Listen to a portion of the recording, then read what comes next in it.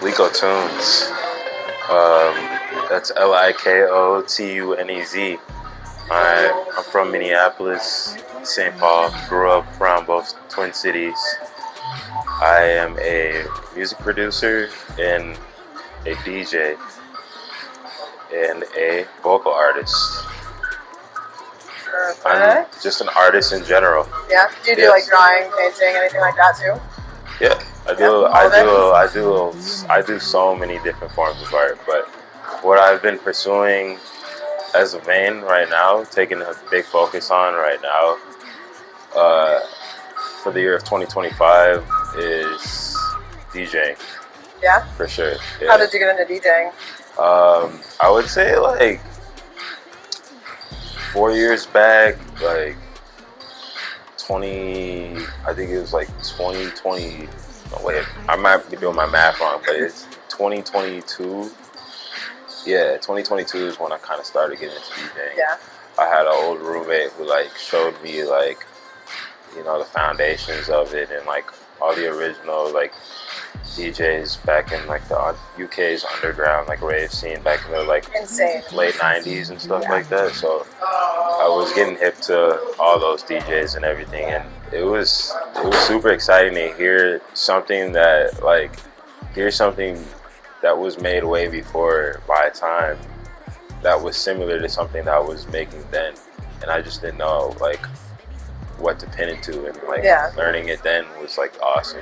Yeah. And then I've been producing consistently over the past 10 years. So I think that helped a lot with my DJing too, because like the catalog of music and like me going back to like even like music that I used as samples in some of my productions. So like I could kind of like go deep in those categories and genres of music and combine that to what I'm working with now. That's cool. So hell yeah. Yeah, it's awesome like just diving deep. Like whenever I find something like a new artist, I like going back into like their oldest works or their collaborations with other producers and DJs that I like listening to. Yeah, seeing where they started too. Yeah, it's really cool. Exactly. Yeah, and I think that's kind of how I got molded into me finding my way into DJing and where it's been going now and everything. Like as of this year, like I'm still hella new like as a DJ, but like I probably only had like, it's so hard to count because those nights are so crazy. So like I think so far I've done like 5-6 shows. Nice. So far, but yeah. When you're DJing, are you like spinning physical records? No, I'm doing like digital. Like electronic. It's electronic, so yeah. I want to learn vinyl though. Dude, it's so cool. Definitely by the age of like 30 and shit. Like I want to learn vinyl. That's you should. I feel like that's really going back in the roots. Right now, like my computer right now is fucked. My computer is fucked right now. So like, even production wise, I'm like, I want to take a step back and start going back and using like analog like hardware to like make my like. That would be really cool. Because, like I said, I've been producing for 10 years, but all that production was done on a computer, like using FL Studio, and which is awesome. Like, but I kind of want to like actually just like use that physical hardware and just like learn that, because I push the agenda of like physical. Like, I'm like one of the kids out here that like really pushes like selling CDs. Yeah. You know, like I'm big on the CDs and stuff. Yeah. Yeah. I agree. That's why we're doing this. Like printed physical stuff instead of all the digital. People appreciate something that they can hold and look at. That guy I was just talking to, he just said that. He had it in his hand. He was like, I miss holding things. Like, I didn't even realize. That's why I do CDs, and that's why you do that too. Like, exactly, dude. Yeah. It's history. It's history. It's literally, yeah. Who would you say were your earliest influences in music in general, but maybe specifically in DJing? Okay, influences, I would say like early on, like for like music production, it was just because I came in at a weird time, like of music production. Like I started producing back in the year of 2015, and around that time, it was like the sound was different. That was kind of like the tail end of the vaporwave era. Yeah. So I started listening, like, this was kind of, I think I was a junior or a sophomore in high school around that time. I can't remember, because I graduated in 2017. So one of the two. Yeah. I just remember, like, around that time, it was like the cloudish cloud rap, like, yeah, it's weird, like, hella rappers are rapping about Zanny. It's a weird, like, it's weird because you can identify the eras by what drug these dudes talk about. So it's like, yeah, that was 2015. Yeah. Definitely 2015. So like that vaporwave cloud rap era, like Young Lean was coming in around that time, like that production style, like Ethereal. I was listening to a lot of like Blank Banshee, Vectroid. Oh my gosh, like, who's he did the shit. Oh, No Saj Thing. He was really fire. I used to listen to him a lot, like around that time. Those were kind of like early influences, like production wise. Yeah. Like, I always was into like really ambient, like melodies, like heavy in pads, like synthesizers, like anything synth based. So, and then for progression wise, I was in love with the 80s chord progressions. So I always study those scales, and I don't even know those scales. I'm dumb as a rock when it comes to music theory and shit. I just know this shit by ear. But I would love to learn that at some point. But I always tell myself, just like do what you know now. So yeah. At some point, maybe I'll like pick up a book or something, or somebody's gonna teach me in a class or something like that. I think it'll be cool for a class, but that would be a cool class. It's hard for me to focus, like just reading the book and being like, oh, okay, like this is supposed to be this. All right. Yeah. I gotta hear it. Yeah, like, definitely more of a listener than I am a reader or visual. Yeah. Okay, so of the shows that you've done, were they like pretty big, or was it fun? Were you excited about it? Yeah, my first one was super, like, it was super turned. It was back in May of this year. I think it was May 5th. We had Albert's Room 2, and it was like a basement, like, rave. Yeah, and love it. That shit was fucking lit. Hella people enjoyed it. Like, I always get like people coming back to me about that, like telling me the stories about like that one being like, yo, I was at your first one, like this one, Albert's Room 2. I'm like, yo, that's so fire. That's awesome. They're like, so I remember that one. The other ones were about like, I feel like every time it's just like it just gets better and better. Yeah. I definitely see progression with them. There hasn't been one that's like bad and then the rest were like good. They're all good. They're all good. Getting better. It just keeps getting better. That's awesome. Because we learn every time. It's like, all right, what can we do better the next time? And it's like we work on that. There you go. Okay, so would you say when you're making music, do you think it's more of like a calm process or like a chaotic process? It's really like, I think the process is calming. Yeah. Yeah, I think the process is calming because like the way it's my approach. Yeah. It's my approach. So it's like when I'm producing like drum and bass, when I'm finding like my samples and stuff like that, I try to look for samples of like real drums being played, because I think that sounds a lot better. I agree. Being sampled like in a drum pattern when you're making your actual pattern for the drum loop, it just sounds more natural. Yeah. And, like an actual instrument. Yeah.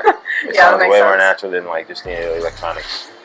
And I think nowadays like it's like overly flooded with one sound, but yeah, you can mix it. You can do a little bit of both and still make them all sound natural. Yeah. True. If you could have a 3 a.m. conversation with anyone dead or alive, who would it be? It doesn't have to be like music artist, but if it is, that's okay. A 3 a.m. conversation? Yeah. Oh. Probably DJ Groove Rider. What is it? DJ Groove Rider. Groove Rider? Yeah, Groove Rider. Okay. Yeah. What would you talk to him about? I would just ask him like, yo, like how, like, sometimes I just want to know like where people's mind were like when they made like a certain, like when they produced a certain track, like what made you feel how like did you this? do that? Yeah, like what was going on in your world when you made this song? Like, I feel like those are the type of questions I have for like those like artists. That'd be a good conversation. Artists like Groove Rider. Groove Rider. Yeah. Okay, I'll look it up. That sounds interesting. I don't think I've heard of him. Groove Rider is a legend. He's like, to me, he's like the godfather of drum and bass. Oh shit. Yeah, him and Fabio created like, they're like the godfathers of drum and bass. Okay. Oh yeah. I'll listen to it on my way home. How would you like your listeners to feel when they hear your music?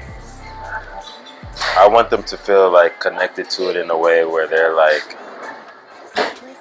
I feel like when it's like a cosmic high when you listen to any of the songs, and I think it's partly the way I use like those ambient melodies and then like some of the rapid speed and the hard hitting bass that I use sometimes, and then sometimes I take it back and like have something a lot more smooth and cool down, and that gets people like really chill like in those moments where they need to like catch their breath when they are raving and stuff. So it's always good for like a mix and everything. So, you want people to have a selection. Exactly. Different flavors. It's always good to have different flavors. Definitely. Would you say your younger self would be proud of you for what you're doing? Yeah, I definitely. Like, I remember, like, rest in peace, my aunt. Like, I remember she used to ask me, like, what I wanted to be when I grew up. And, like, I used to, like, tell her I wanted to be, like, a beat maker. I'm sorry. I used to tell her I wanted to be, like, a beat maker. And I didn't know what it was, like, what it was called. Like, you know, like, the person who makes the beats and shit. Yeah. Just struggling. And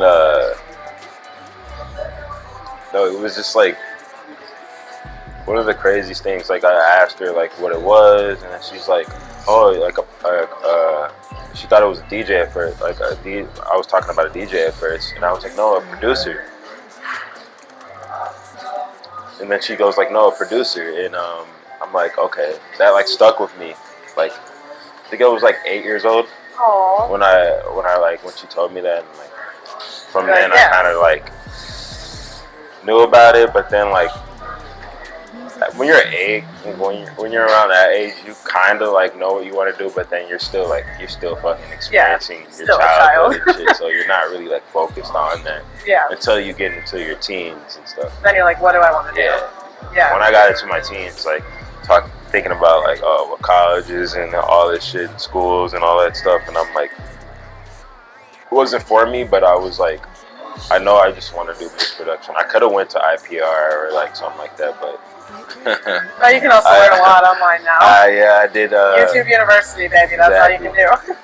Exactly. What's going on, man? I'm doing good. But yeah, YouTube, friends that already were doing the same things. Yeah. Like, that's kind of how I learned how to produce. Yeah. Awesome. Where do you see your music career going in the next couple of years? What's the future look like for you? I would ideally definitely trying to bring more back here to Minneapolis. Yeah. Like, even if I go out, I want to bring more back. Build like the foundation here. Like, like, I'm trying to build more of a stronger independent record label system out here in Minneapolis. Hell yeah. Because I don't see too much of it. Even distribution. Like, we have Flotus Records. We're gonna bring back like physical distribution. Like, actually bring back, like, we have everything set up right now. We're just getting things actually sorted. All aligned. Yeah. Well, hell yeah. It's cool. We got all the tools to do it, and I'm excited to actually like make CDs and like get them out to people out here. Have the physical music again. Love it. All right. But that's where I wanna. That's where I wanna like really. That's what I'm trying to push. Like bringing the foundation back. Like if you go out, like come back. Let's work again. Like I hate when artists here like blow up and they just fucking forget about like. Yeah, it's like this is where you started. This is where you started. This is the foundation. Or you just gonna leave it all behind? Like I'm the type of guy. I'm gonna like build I'm gonna at least build a foundation here. Like the headquarters is definitely gonna be in Minneapolis. And it should be. Why not? Yeah, let's have something here instead of people blowing up and then leaving. Yeah, exactly. Stupid. Yeah, that's awesome. I like that. You should definitely. Yes, I'm obsessed with it. Okay, I think that's about it. Unless there's anything else you want me to know. Stay in tune. We got a couple raves coming up. Halloween. Just tap into the IG at Liko Tunez, LIKO _TUNEZ.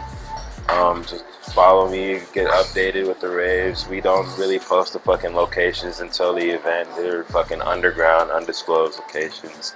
Love it. Peace, love, unity, and respect.